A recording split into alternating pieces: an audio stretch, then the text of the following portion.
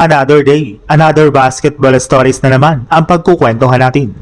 At ngayon nga ay pag-uusapan natin ang balitang mahihirapan nga na po ang Denver Nuggets sa kanilang last game sa regular season at ang balitang gusto nga na po na maglaro ni Jaden Ivey sa Los Angeles Lakers.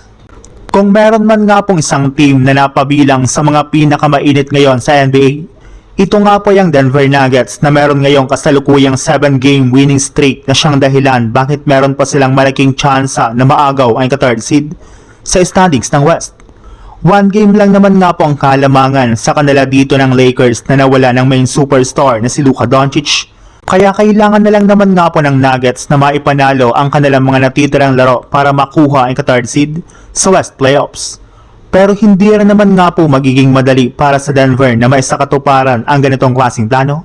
Since sila lang naman nga po ang may pinakamahirap na game schedule ngayon bago magtapos ang regular season.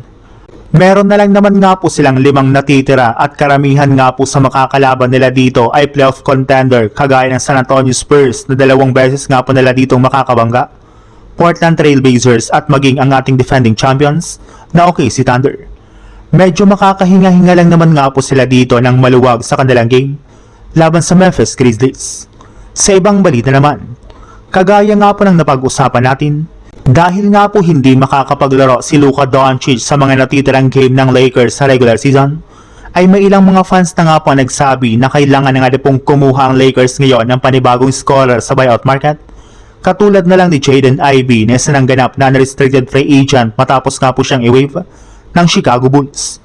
Sa kabila nga po ng mga nangyari sa kanya ay isa pa rin naman nga po itong mahusay na scorer at 3-point shooter na mapapakinabangan ng Lakers kung sakasakali man nabigyan nila ito ng 10-day contract upang sa ganon ay makatulong pa ito sa kanilang kupunan.